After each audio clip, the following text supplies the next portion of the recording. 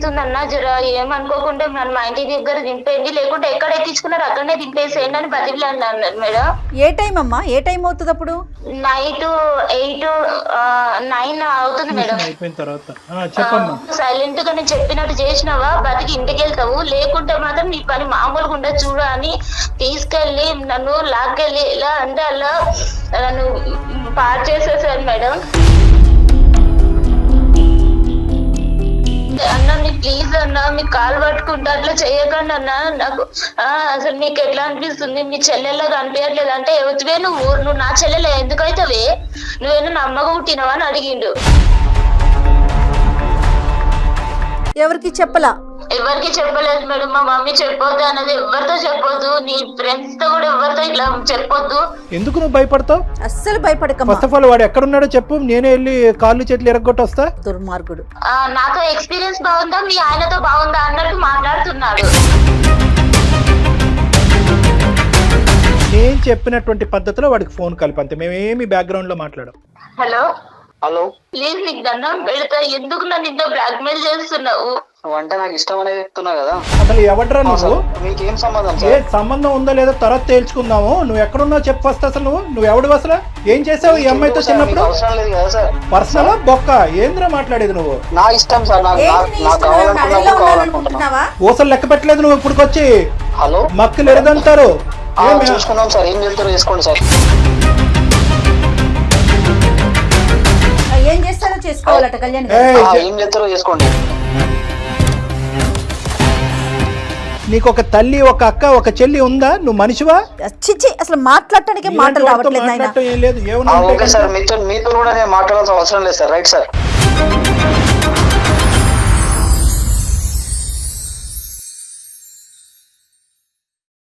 అందమైన జీవితం కార్యక్రమానికి స్వాగతం. నమస్తే కళ్యాణ్. కళ్యాణి గారు, స్రవంతి మనకి మెయిల్ చేశారండి. అయితే ఇక్కడ ఇంకొక చిన్న విషయం చెప్తున్నానండి, ఎందుకంటే మనం ఆ అమ్మాయి వివరాలు గోప్యంగా ఉంచాలి కాబట్టి పేరు కూడా నేను మార్చాను కళ్యాణ్ గారు. అమ్మాయి పేరు వేరే ఉంది. సో ఎందుకు మనం తెర మీద చెప్పటం, అందరికి తెలిసేలాగా చేయటం అన్నా, ఎందుకంటే ఆడపిల్ల జీవితం కదండి. తన చిన్ననాటి కథ అది మళ్ళీ ఇప్పుడు రిపీట్ అవుతోంది. సో అమ్మాయికి అసలు ఏం చెయ్యాలి, ఎవరితో మాట్లాడాలి, ఎవరితో చెప్పుకోవాలి, చాలా వరకు ఫేస్ చేస్తున్న ఇష్యూ కళ్యాణ్ గారు. ఇది మీకు కొంత అవగాహన వచ్చి ఉండొచ్చు. ఎందుకు అసలు అమ్మాయి మాటల్లోనే వినేద్దాము. సో ఒకసారి కాల్ చేసేస్తానండి. హలో. హలో, స్రవంతి గారండి? అవునండి. నేను జయానమ్మ, అందమైన జీవితం ప్రోగ్రామ్ నుంచి, సుమన్ టీవీ నుంచి కాల్ చేస్తున్నాను. అవునా మేడం, థ్యాంక్స్ మేడం, మీరే నాకు కాల్ చేస్తున్నారు. అవునమ్మా, అవునవును. బాగున్నావు తల్లి? అసలు బాలేదు మేడం, మాట వరుస చెప్పడానికి కూడా అసలు బాలేదు మేడం. అర్థమవుతోందమ్మా. అయితే నాతో పాటు డాక్టర్ కళ్యాణ్ చక్రవర్తి గారు ఉన్నారు స్టూడియోలో. ఒక్కసారి ఆయనతో మాట్లాడతాలి, నీకు మంచి సలహా ఇస్తారు. నువ్వే చెప్తావు నాకు చాలా మనసు ఊరట కలిగిందని. ఓకే? ఓకే మేడం, అలాగే మేడం. ఓకే అమ్మా, సుమా మాట్లాడు. చెప్పమ్మా, ఏంటి సమస్య?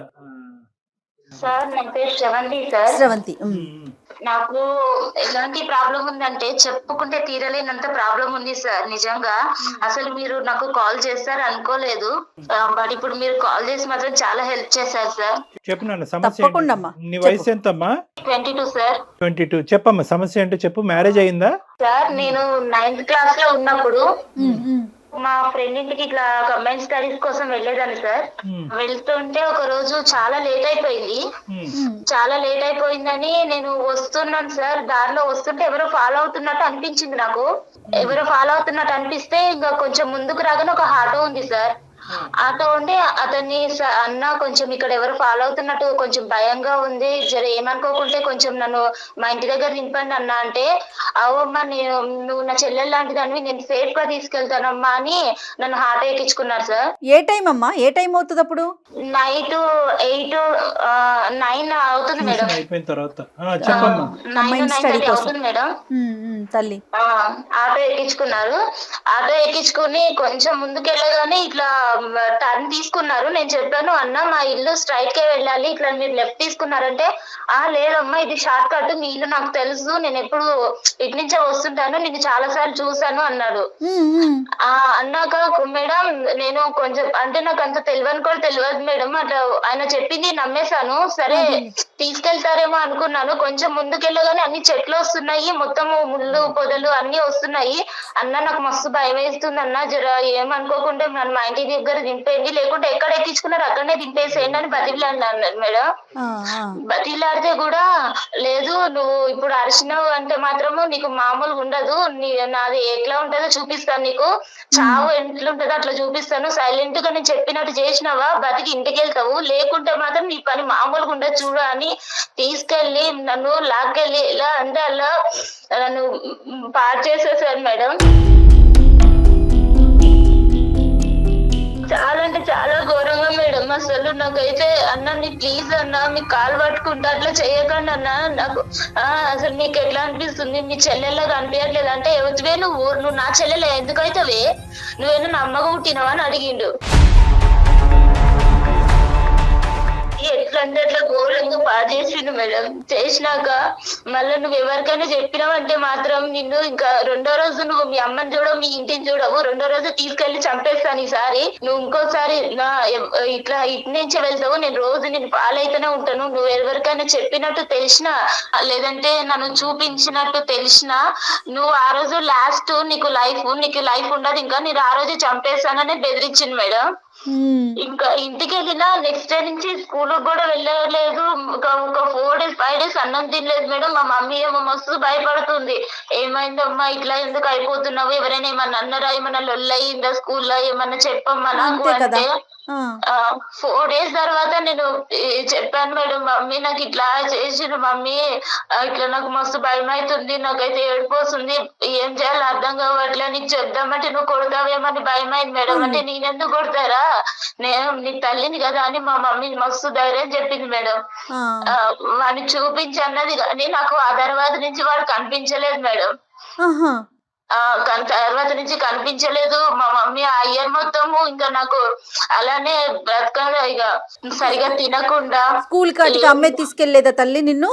మొత్తం మా మమ్మీ మేడం ఆ రోజు నుంచి నెక్స్ట్ డే నుంచి మా మమ్మీ జాగ్రత్తగా చిన్న పిల్లలు పట్టుకుని వెళ్ళి స్కూల్ కి దగ్గర దింపి స్కూల్ నుంచి తీసుకొచ్చేది మేడం. భయం అయ్యి ఆఖరికి మా డాడీ కూడా ఇవన్నీ తెలియదు. మా తమ్ముడు ఉన్నాడు మేడం, నాకు ఒక తమ్ముడు ఉన్నాడు, తమ్ముడు కూడా తెలియదు మేడం. ఎవరికి చెప్పలా? ఎవరికి చెప్పలేదు మేడం. మా మమ్మీ చెప్పొద్దు అన్నది, ఎవరితో చెప్పొద్దు, నీ ఫ్రెండ్స్ తో కూడా ఎవరితో ఇట్లా చెప్పొద్దు, వద్దమ్మా ఇవన్నీ అని మా మమ్మీ నాకు చాలా ధైర్యం చెప్పింది మేడం. మా డాడీ కూడా ఇచ్చి ఎప్పుడైనా సరే మా మమ్మీయే తీసుకొస్తుంది మేడం. ఆ ఇయర్ అంతా అట్లా అయిపోయింది. ఇక 10th అయిపోయినాక డైరెక్ట్ నన్ను హాస్టల్ వేసేసారు మేడం. హాస్టల్ వేసాక ఇంకా డిగ్రీ వరకు కంప్లీట్ చేశాను. మా మమ్మీ నాకు ఇక డిగ్రీ అయిపోయాక పెళ్లి చేసుకుంది కానమ్మా, ఇంకా చదువు అయిపోయింది కదంటే, లేదమ్మా నాకు పెళ్ళొద్దు, ఏమొద్దు, నాకు అసలు ఇలా అయిపోయింది, వాళ్ళకి తెలిస్తే ఎవరికైనా తెలిస్తే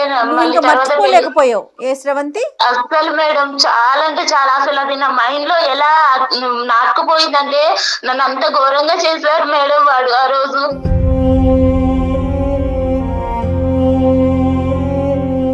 అంత అసలు చెప్పుకోవడానికి కూడా నాకు నోరు కూడా మాటలు కూడా రావట్లేదు, అంత ఘోరంగా అయిపోయింది. వదిలేసే తర్వాత అయితే ఇక పెళ్లి చేసుకుంది కానమ్మా అని మా మమ్మీ పెళ్లి సంబంధాలు చూస్తుంది. వద్దమ్మా నాకు అసలు వద్దంటే మా మమ్మీ చాలా మోటివేట్ చేస్తుంది మేడం. వద్దమ్మా ఇట్లాంటివి మర్చిపోవాలి, ఏదో దెబ్బ తగిలింది అనుకుని మర్చిపో, ఇలాంటివన్నీ మైండ్ లో పెట్టుకుని నీ జీవితం నాశనం చేసుకోకమ్మా, నీకంటూ నేను ఉన్నాను కదా, రేపు నేను లేకపోతే ఇంకెవరు ఇలానే బ్రతకలేవు కదా అని ధైర్యం చెప్పి పెళ్లి చేసింది మేడం.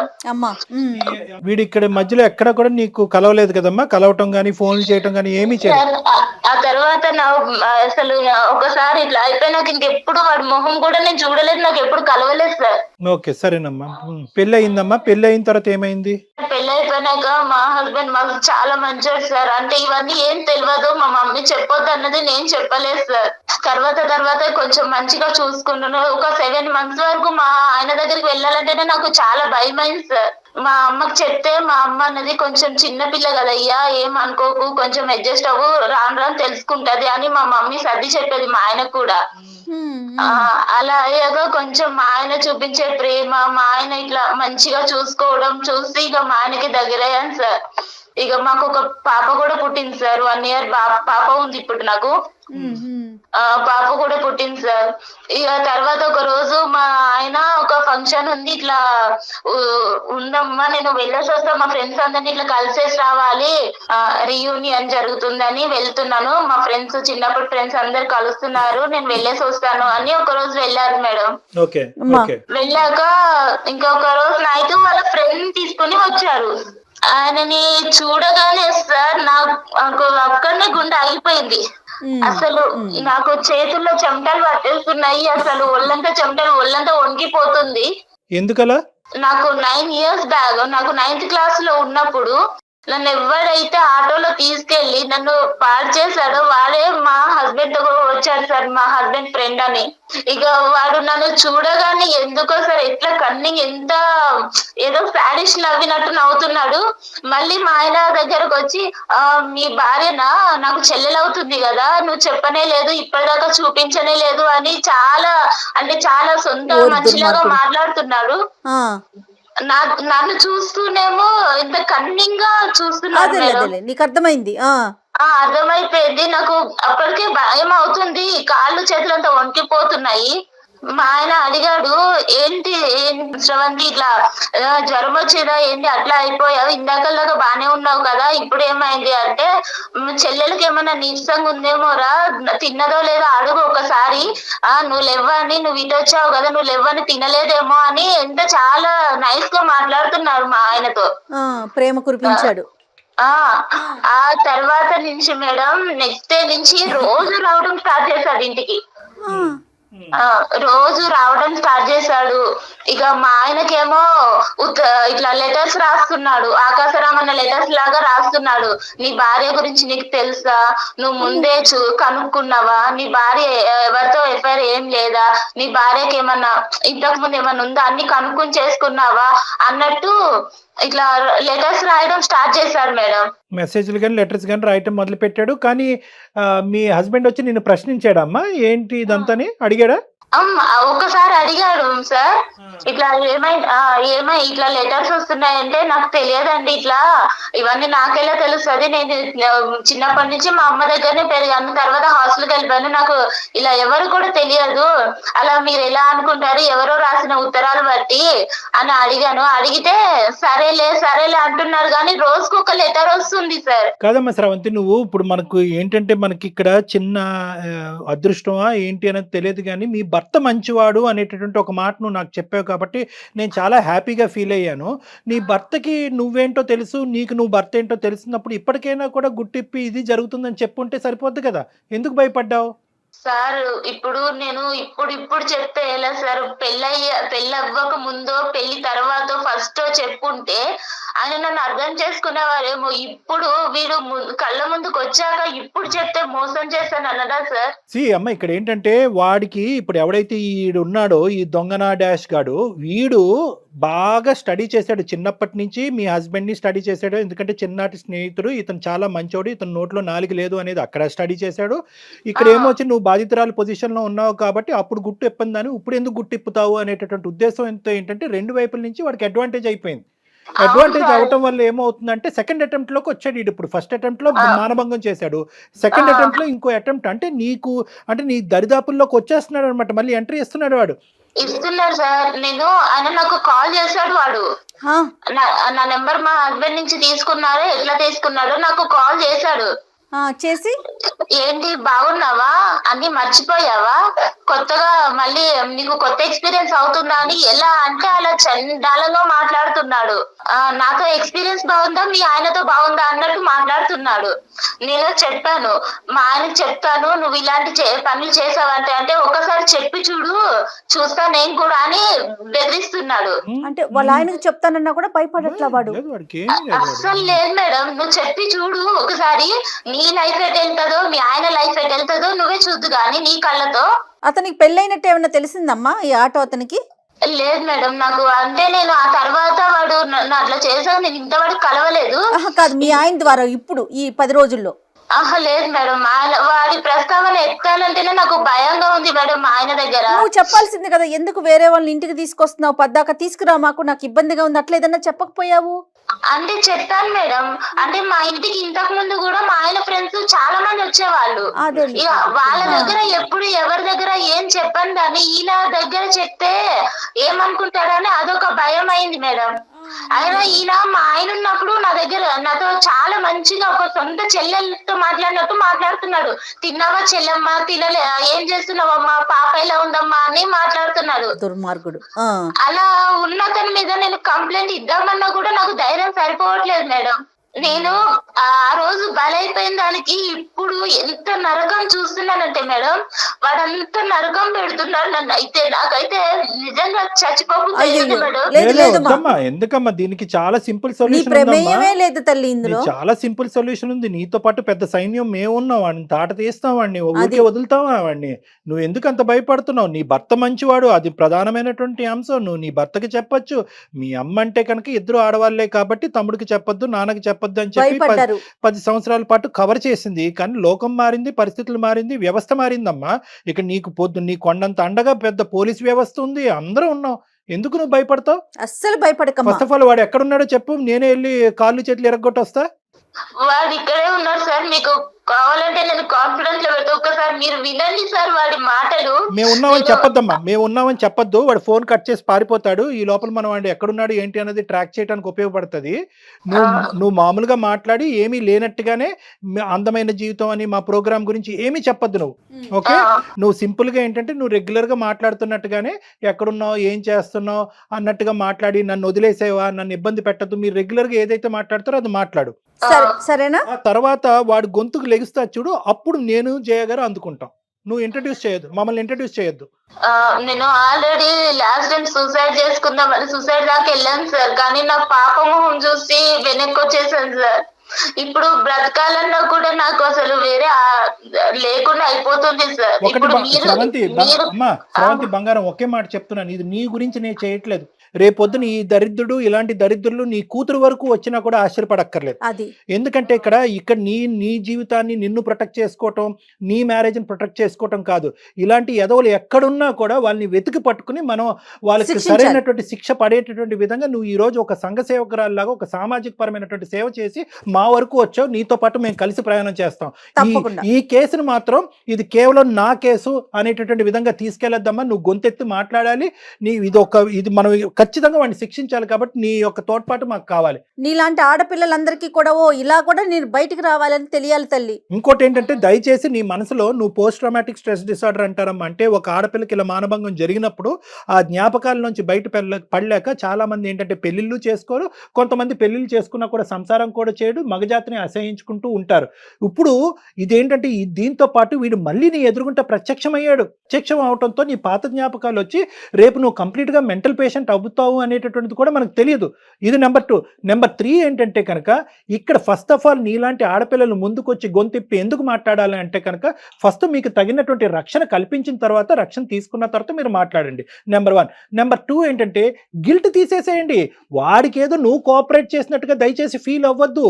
నీ మీద ఒక హత్యాయత్నం జరిగింది, మానభంగం జరిగింది నీ మీద.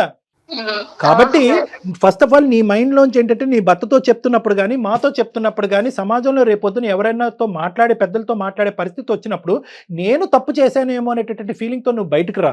నువ్వు ఏ తప్పు చేయలేదు. నువ్వు నిన్ను సేవ్ చేసుకోవటమే కాకుండా వీడు చాలా మందితో ఇటువంటి ఆట ఆడుంటే కనుక అటువంటి ఆడపిల్లలందరూ కూడా ఈరోజు బయటకు వస్తారు. ఆ ఆడపిల్లలందరూ కూడా బయటకు రావాలి. వాళ్ళకు కూడా మనం రక్షణ కల్పించిన వాళ్ళం అవుతాం. ఇది ఇప్పటిదాకా నాకు మా అమ్మకే మాత్రమే తెలుసు సార్ ఈ విషయం అనేది. ఇప్పుడు వాడు ఎలా బెదిరిస్తున్నాడంటే, నీ భర్తకు చెప్తాను, నీకు లైఫ్ లేకుండా చేస్తాను, మొత్తం ఆ రోజు నేను ఫొటోస్ కూడా తీసాను, మొత్తం అన్ని నెట్ లో పెట్టేస్తాను, నీకు అనేది లైఫే లేకుండా చేస్తాను నేను. నీ భర్తకు చెప్పాక ఒక్కసారి నువ్వు అనుకుంటున్నావు కదా నా భర్త ఉన్నాడు అని, నువ్వు నాకు లొంగట్లేదు కదా, నీ భర్తనే నీకు కాకుండా చేస్తాను అని ఎట్లా బెదిరిస్తున్నాడు మేడం. నువ్వేమి భయపడకమ్మా, డాక్టర్ గారు ఉన్నారు. సుమన్ టీవీ తరపున మేమున్నాము. అంత చేయాలి అంటే కనుక ఫస్ట్ ఆడు ఉండాలి కదమ్మా. ఫస్ట్ అదంతా మేము చూసుకుంటాం. ఇప్పుడు వరకు నువ్వు ఒక్కదానివే లోపల యుద్ధం చేసావు. ఇప్పుడు మాకు చెప్పిన తర్వాత మేమేమి ఇలా చేతులు కట్టుకుని కూర్చోం కదా. మేము తీసుకోవాల్సిన స్టెప్స్ మేము తీసుకుంటాం కాబట్టి అవన్నీ ఆ భయాలన్నీ తీసి పక్కన పెట్టు. నీకు పూర్తి స్థాయిలో సంరక్షణ అనేది మా తరపు నుంచి ఉంటుంది. వాడిని ఎక్కడైతే శిక్షించాలో ఎలాగైతే లోపల పెట్టాలో అదంతా మేము ఆలోచిస్తాం. ఓకేనా? Okay sir. నేను చెప్పినటువంటి పద్ధతిలో వాడికి ఫోన్ కలిపి అంతే. మేమేమి బ్యాక్గ్రౌండ్ లో మాట్లాడాం. ఓకే సార్, అలాగే కలుపుతున్నాను సార్. కల్పమ్మ. వాడి పేరేంటమ్మా? వాడి పేరు శ్యామ్ సార్. శ్యామ్. కల్పమ్మ చెప్పు. ఇంతమంది పసిపిల్లల అబ్యూస్ కి గురవుతున్నారు కదా కళ్యాణ్ గారు. మన దగ్గరికి వచ్చింది హ్యాపీ. రామమ్మాయిలు ఎంతమంది ఉన్నారు? మీరు మాట్లాడుతున్న వ్యక్తి మీ కాల్ ను హోల్డ్ లో ఉంచారు. వాడి బాధితులు ఎంతమంది ఉన్నారు? ఇటు ఫ్యామిలీకి చెప్పుకోలేరు. హలో హలో, ఆ, ఏం సంగతి? ఏడా మీ ఆయన? కాదు, నేను చెప్పేది ఒకసారి విను ప్లీజ్. నువ్వు నన్ను ఇలా ఏడిపించకు. ఇలా నువ్వు కాల్ చేస్తేనే నాకు హార్ట్ అటాక్ వస్తుంది, నాకు గుండెల్లో వణుకొస్తుంది. ప్లీజ్ నీకు దండం పెడతా. ఎందుకు నన్ను ఇంత బ్లాక్మెయిల్ చేస్తున్నావు? నువ్వు చేసిన దానికి ఏ రోజైనా నేను బయట పెట్టానా?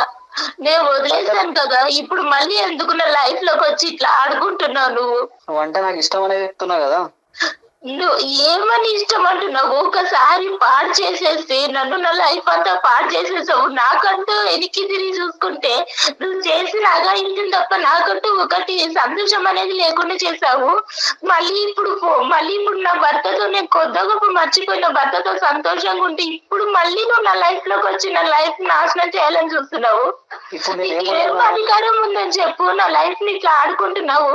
నా మీద ఇష్టం ఉంటేనే కదా నువ్వు ఇన్ని రోజుల పంట చెప్పకుండా ఉండేది. నేను ఇష్టంతో కాదు, నా తల్లి చెప్పిన మాట కోసం. మా అమ్మ వద్దమ్మా ఆడపిల్ల జీవితం బయటికి వెళ్తే అల్లరవుతుందని మా అమ్మ నాకు చెప్పిన మాట కోసం నేను చెప్పలేదు. నాకు అవన్నీ సంబంధం లేదు. ఒప్పుకుంటున్నావా లేదా? నీ బండారం మొత్తం బయట పెడతా. మీ ఆయనకు మొత్తం చెప్పేస్తా. నేను నీకు దండం పెడతా. ఇలాంటి అన్ని చెయ్యకు ప్లీజ్. నన్ను వదిలేసాయి. అవన్నీ నాకు సంబంధం లేదు. నేను నిన్ను కోరుకుంటున్నా. ఒక్కసారి నువ్వు కావాలని కోరుకుంటున్నా. నువ్వు వస్తావా లేదా? నేను రమ్మంటావా నన్ను? నేను రాలేదు. నీకు దండం పెడతా ప్లీజ్. ఇంత రిక్వెస్ట్ చేస్తున్నాను కదా. చిన్నప్పుడే నువ్వు నచ్చినావు. ఇప్పుడు నువ్వు ఇంకా చాలా అందంగా ఉన్నావు. ఇప్పుడు నువ్వు కావాలని కోరుకుంటున్నా. లేదు అంటే నీవన్నీ నా దగ్గర ఉన్నాయి. అన్ని బండారం మొత్తం బయట పెట్టేస్తా నేను. మీ ఇంట్లో ఆడవాళ్ళు ఉండరా? నీకు అమ్మ అక్క చెల్లి ఎవరు లేరా? అవన్నీ నీకు సంబంధం లేదు. నువ్వు ఒప్పుకుంటున్నావా లేదా? నీ అన్ని బయట పెట్టమంటావా? ఏం బయట పెడతావు? చచ్చిపోమంటావా చెప్పు. ఎందుకు ఇంత ఏడిపిస్తున్నావు? నేనేమన్నా అన్యాయం చేస్తానా నీకు? అసలు నేనంటే ఇష్టం ఉంటేనే కదా నువ్వు ఇన్ని రోజుల పాటు సైలెంట్ ఉన్నది. నేను అంటే ఇష్టం ఉండి కాదు సైలెంట్ గా ఉన్నది. నా భర్త మీద గౌరవంగా నేను సైలెంట్ గా ఉన్నాను. ఇప్పుడు నేను కావాలనుకుంటున్నా. నేను ఏం కావాలనుకుంటున్నా? నేనేం వస్తువులు అనుకుంటున్నావా నువ్వు కావాలనుకోవడానికి? నేను ఇంకొక భార్యని నీకు తెలుసా? కనిపిస్తుందా? ఇంటికి వచ్చినప్పుడల్లా చెల్లెమ్మ అని పిలిచి నా భర్త ముందు నీకు అలా ఎలా మాట్లాడాలనిపిస్తుంది? నేను ఇలానే ఉంటా. నాకు కావాలనుకుంటున్నా. నువ్వు ఇప్పుడు అందంగా ఉన్నావు కాబట్టి నువ్వు కావాలనుకుంటున్నా. అప్పుడు నీ చెల్లి అందంగా ఉంటే ఎవరి దగ్గరికైనా పంపిస్తావా? నాది ఇంతే. నేను ఇంతే. నా వరుసని ఇంత. నీకు ఇష్టం వచ్చినట్టుంటే సరిపోతుందా? వేరే వాళ్ళు ఇష్టాలు అర్థం చేసుకోవా? వేరే వాళ్ళ బ్రతుకులు నాశనం అయిపోతాయి అని ఆలోచించుకోవా? ఒప్పుకుంటున్నావా లేదా? ఒకటి చెప్పు ప్లీజ్. నీకు దండం పెడతా. నన్ను వదిలేస్తే ఏం ఒప్పుకోవాలి? నాకు భర్త ఉన్నాడు, పాప ఉంది. వచ్చేసి నీ ఇష్టం, నీ లైఫ్ నీ ఇష్టం. ఏం ఇష్టము? నా బ్రతుకే నాశనం చేసేసరికి ఇంకా ఏమి ఇష్టం ఉంటుంది? ఇంకా నాశనం అయిపోతుంది. ఇంకా గలీజ్ అయిపోతుంది. మరి ఇవన్నీ మీ ఆయన ఇంకా ఘోరం అయిపోతుంది. మరి హలో బాబు. హలో బాబు. హలో, ఎవరు సార్? నేనా? నువ్వెవరు చెప్పు. నీ పేరేంటి? సార్ నా పేరు శ్యామ్ సార్. రైట్. ఓకే, నా పేరు డాక్టర్ కళ్యాణ్ చక్రవర్తి. నేను సుమన్ టీవీ అందమైన జీవితం నుంచి మాట్లాడుతున్నాను. మీకేం సంబంధం సార్? అమ్మాయి అదే సంబంధం ఏంటి అన్నది నేను చెప్తాను. ఇప్పుడు వరకు ఆ అమ్మాయి గొంతిప్పలేదు. ఇప్పుడు గొంతిప్పి మాట్లాడింది. ఆ అమ్మాయి తరపున మేము ఉన్నాము. అసలు ఎవడ్రా నువ్వు? ఎవడు నువ్వు అసలు? మీకేం సంబంధం? ఏ సంబంధం ఉందో లేదో తర్వాత తేల్చుకుందాము. నువ్వు ఎక్కడున్నావు చెప్పు ఫస్ట్. అసలు నువ్వు ఎవడు? అసలు ఏం చేసావు ఈ అమ్మాయితో చిన్నప్పుడు? అవసరం లేదు కదా సార్. పర్సనల్ బొక్క ఏంద్రా మాట్లాడేది నువ్వు? నీకెందుకు సార్? తన పర్సనల్. నీకేంటి ఏం మాట్లాడుతున్నావు నువ్వు? నువ్వు ఏం చేసావు ఈ అమ్మాయితో చిన్నప్పుడు? ఇప్పుడు ఏం చేస్తున్నావు? ఎంతమంది ఆడవాళ్ళు నీ లిస్ట్ లో ఉన్నారు? ఎంతమంది ఆడవాళ్ళతో జీవితాలతో నువ్వు ఆడుకుంటున్నావు? ఎంతమంది ఆడవాళ్ళని మానభంగం చేస్తావు? ఎంతమంది ఆడవాళ్ళని బ్లాక్ మెయిల్ చేస్తున్నావు? నా ఇష్టం సార్, ఊసలు లెక్క పెట్టలేదు నువ్వు ఇప్పుడుకొచ్చి. హలో, మక్కులు ఎరదంటారు ఎవరనుకున్నావు? ఎవరు సార్? చూసుకున్నావా? చూసుకున్నావు? ఏం మాట్లాడుతున్నావు నువ్వు? చూసుకున్నాం సార్, ఏం చెప్తారో చేసుకోండి సార్. ఏం చేస్తారో చేసుకోవాలట కళ్యాణ్ ఏం చేస్తారో చేసుకోండి. నువ్వు ఎంతమంది ఉన్నారు? నువ్వు ఎంతమందితో ఇలా ఆడుకున్నావు అన్నది ఒక్కసారి నాకు చెప్పు. ఈ అమ్మాయి ఒక్కతేనే ఎంతమంది ఉన్నారు? మొత్తం అందరినీ ఆడపిల్లలందరూ ఎవరినైతే నువ్వు ఆడుకున్నావు అందరినీ బయటకు తీసుకొస్తా. అమ్మాయి నా పర్సనల్ సార్, మీరెవరు సార్ మధ్యలో? మీకేం సంబంధం సార్? ఏంటి పర్సనల్? నా పర్సనల్ అమ్మాయి. పర్సనల్. నువ్వు ఎక్కడున్నావు చెప్పు అసలు. ఎక్కడున్నావు? ఏ ఊర్లో ఉన్నావు నువ్వు? నీ మొత్తం నీ వాయిస్ అంతా రికార్డ్ అవుతుంది. నువ్వు ఎక్కడున్నావు మొత్తం అంతా ట్రాక్ చేస్తున్నావు. నీ లొకేషన్ తెలుసు. కానీ సార్ భయపడేది లేదు, సమస్యలే, భయపడే సమస్య. అదే నీ సంగతి ఏంటో మేము తెలుస్తాము. నీతో ఒక్క నిమిషం కూడా ఇంకెక్కువ మాట్లాడవలసినటువంటి అవసరం లేదు. ఏమయ్యా, నీకు ఒక తల్లి, ఒక అక్క, ఒక చెల్లి ఉందా? నువ్వు మనిషివా? మొత్తం బయట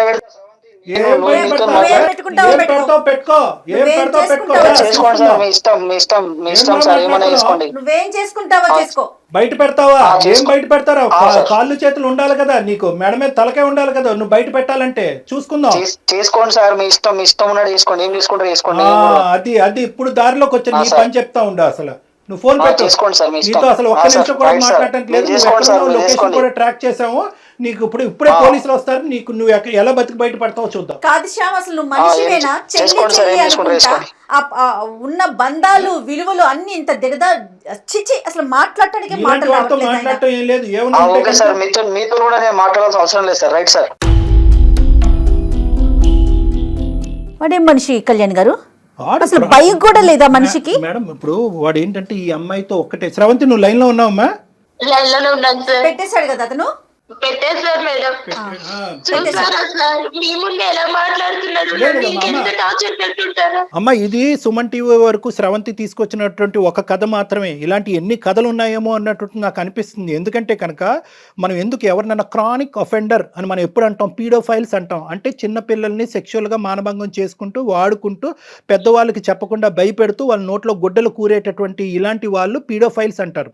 ఎందుకు వీడి గురించి ఇంత ప్రత్యేకంగా మనం ఈ రోజు మాట్లాడుకోవాలి? నాకు ఎందుకు అంత స్థాయి కోపం వచ్చిందంటే ఈ టోన్లో నేను ఎప్పుడూ మాట్లాడలేదు.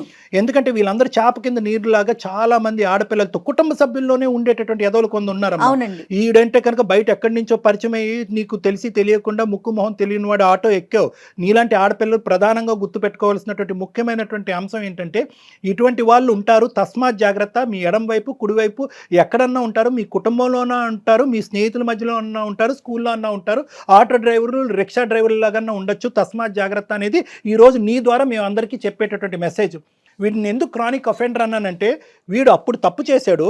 ఈ మధ్యలో అంటే నువ్వు 9 సంవత్సరాలు 10 సంవత్సరాల పాటు ఏర్పడినటువంటి గ్యాప్లో ఎక్కడ కూడా వాళ్ళు మార్పు రాలేదు. ఎందుకంటే కనుక వాళ్ళకి ఇచ్చేటటువంటి బలం ఏంటంటే మీలాంటి ఆడపిల్లలు నమ్మి అక్కడికి వెళ్ళటం అనేటటువంటి ఒక బలం అయితే మీరు మీ తల్లులు ఏంటంటే ప్రాణభయాలతో పరువు భయాలతో ఏంటంటే ఇది గుప్పుట్లో పెట్టేసి ఇలా కప్పేస్తారు చూడు, బయట ప్రపంచానికి తెలియకుండా. అది మీ వరకు మీకు న్యాయం అనిపించవచ్చు. ఏదో జరిగిపోయిందమ్మా వదిలేద్దామమ్మా పెళ్ళి అని చెప్పి పెళ్ళి అవ్వాలనేటటువంటి దాస్తారు చూడు, అది వాళ్ళ బలం. ఆ బలంతో ఏంటంటే ఈరోజు మళ్ళీ 9 సంవత్సరాల తర్వాత ఆడు మీ ఆయన్ని బాగా స్టడీ చేశాడు, నిన్ను బాగా స్టడీ చేసి మీ ఆయన దగ్గర మార్కులు కొట్టేసేటటువంటి విధంగా కొట్టేసి ఎక్కడా కూడా 0.5% పశ్చాత్తాపం కూడా పొందకుండా నిన్ను మళ్ళీ ఈరోజు మళ్ళీ ఇచ్చేయడానికి ట్రై చేస్తున్నాడు. సో ఇలాంటి వాళ్ళకి మనం ఎప్పుడు కూడా గుర్తుపెట్టుకోవాల్సింది ఏంటంటే మనం జాగ్రత్తగా ఉంటాం. రెండోది గొంతు విప్పి మాట్లాడటం. ఎందుకంటే ఇప్పుడున్నటువంటి వ్యవస్థలో అమ్మ ఏదో శ్రవంతి ఇక్కడికి వచ్చేసి చెప్పేసింది అని పబ్లిక్ అందరికీ చెప్పేసి నీ ఫోటోలు ఇవన్నీ చూపెట్టడం జరగదు.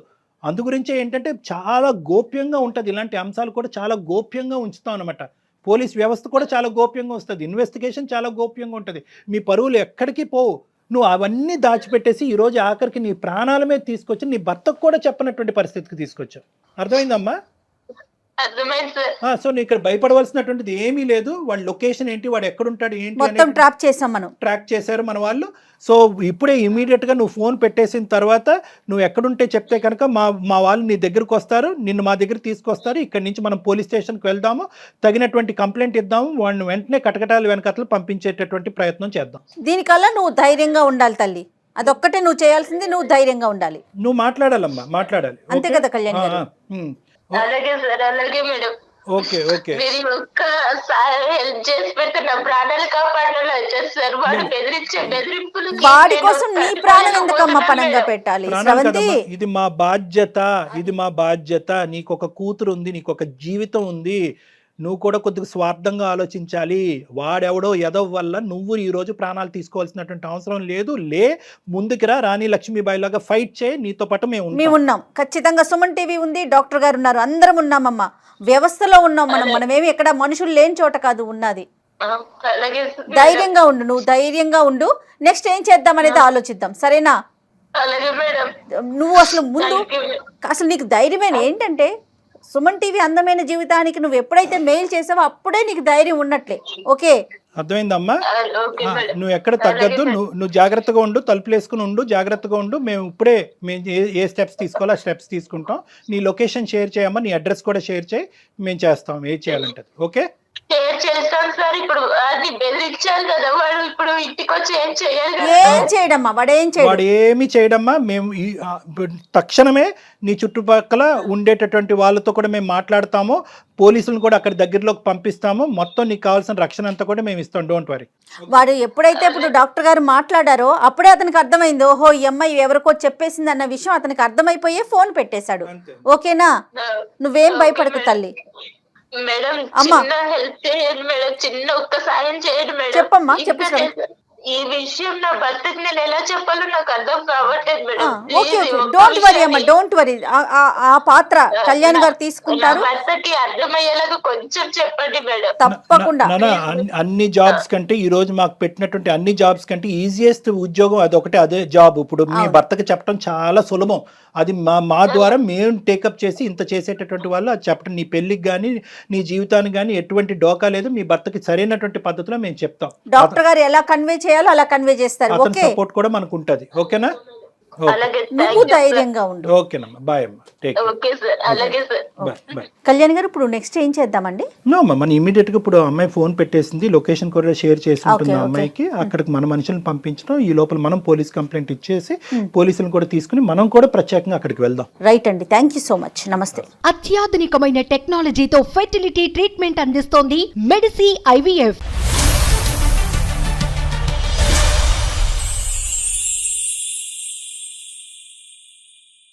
సుమన్ టీవీలో మీ పర్సనల్ అండ్ బిజినెస్ ప్రమోషన్స్ కోసం కింది నెంబర్కి కాంటాక్ట్ చేయండి.